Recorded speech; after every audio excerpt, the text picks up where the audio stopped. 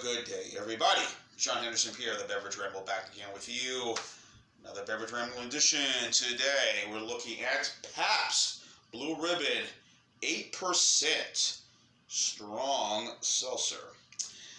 This is my first time trying these sort of seltzers. I'm not fans of these, but the 8% kind of got me a little interested. 8% alcohol, 1 gram of sugar, naturally flavored, Stevia-sweetened, formulated without gluten. So, and it is a lime flavored strong seltzer. So, we've been seeing this a lot over the last 2-3 years now, maybe 4 years. This new interest in lower calorie, sort of enjoyable flavor type sodas. Which has been around for a while. I mean, flavored beverages. I'm going to go back to Zima. Of course, people may remember that brand. Of course, they made a comeback 2-3 years ago.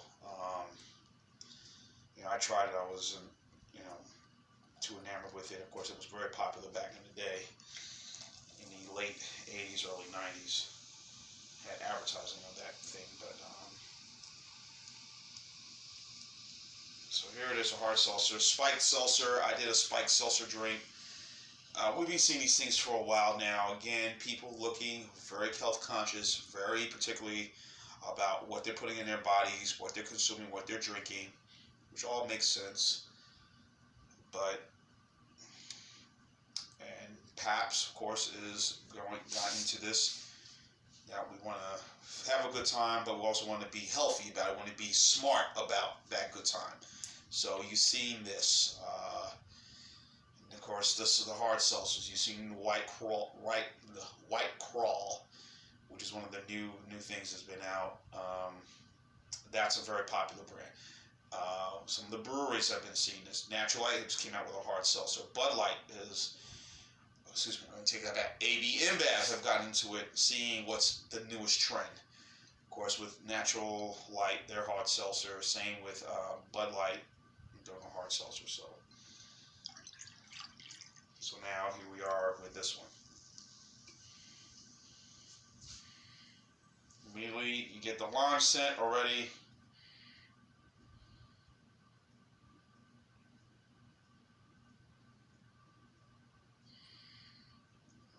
A lot of lime. Definitely the sugar. Oh, this is a limeade or lemonade. That's sparkling lemonade, I guess. So.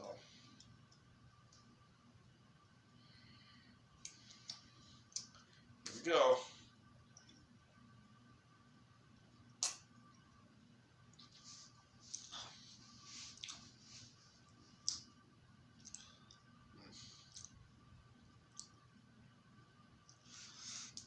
Alright, I mean, it's okay. Definitely getting that Stevia aftertaste. Of course, Stevia, which is a good sweetener, by the way. I've put that on my tea, green tea, a few times, and I do enjoy it. Some people use Stevia when they're cooking, particularly those who are who are overwhelmingly vegetarian, who want something kind of a sort of sweetened alternative instead of using brown sugar. I prefer brown sugar on my tea. Who don't care for granulated sugar, but some people put Stevia when they're cooking their vegetables or whatever, or some sort of saute dish. They're looking for something to kind of sweeten it. They'll use that. I mean, it's what it is, guys. I mean, it's a flavored beverage. Definitely sweet. I'm sure this is going to be a hit in the summer months. Technically we are in summer, even though it's June. We're still in that spring, but we're about to hit summer shortly. But this would be a good summer. Definitely good summer beverage, laid out, outdoors, end of the day. But I think the Stevia flavoring is a bit much.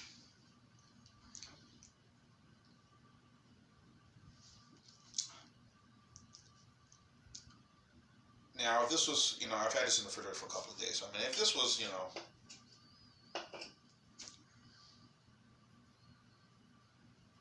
if you want to freeze it a little bit, I don't know. Maybe put it really, really super ice cold, You want to put a dash of vodka in this, Hey, we got a party! Yeah! But overall, I don't know. I don't know, guys. I'm just not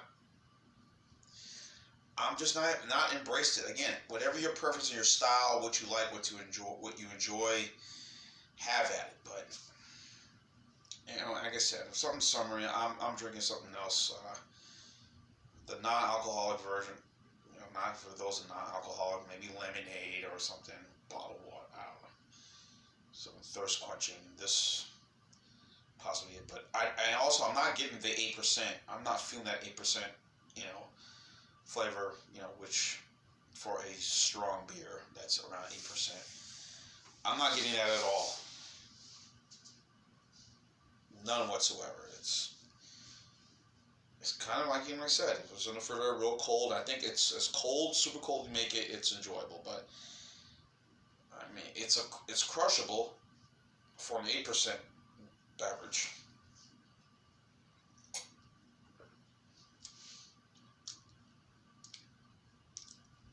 It's just that Stevia that I'm not really getting any good vibes from that.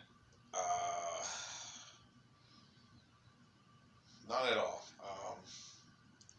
It's that aftertaste I just don't care for. Again, if I'm drinking a tea, Stevia or whatever, or sweetener.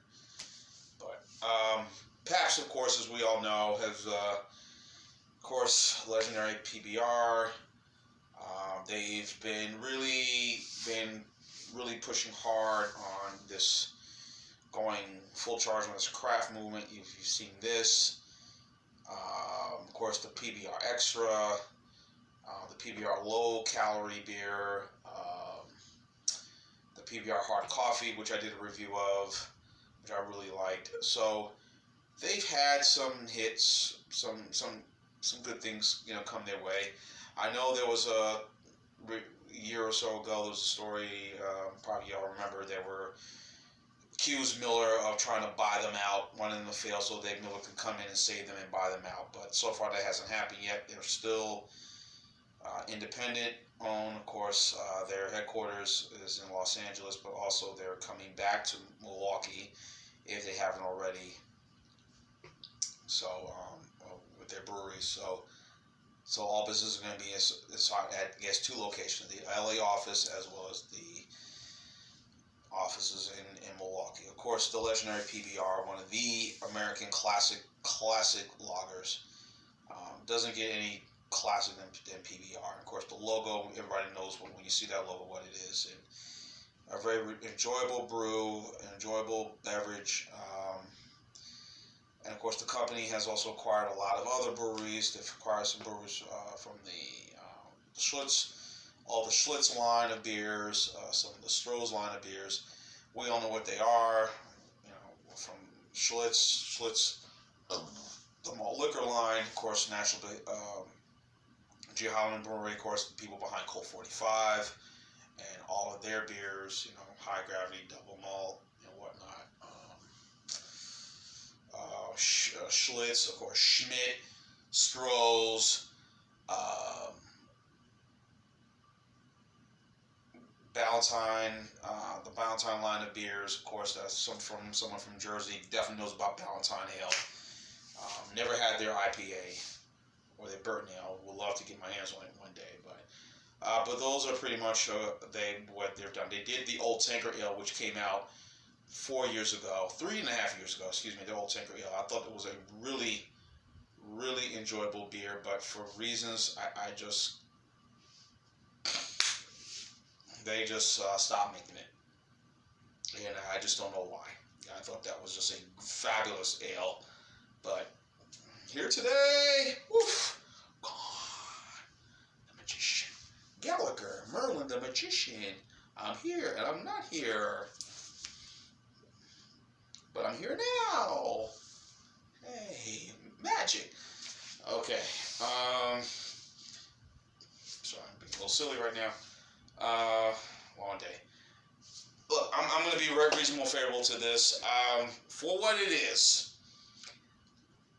Again, so I'm not going to get, I'm not going to buy. That's just ain't my thing.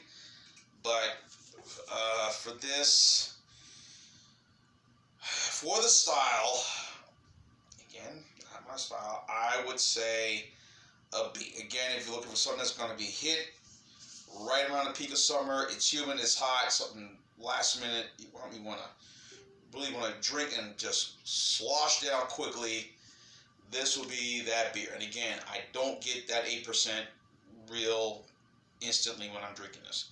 Also 230 calories. So this is not let's just be real, this ain't a healthy beer.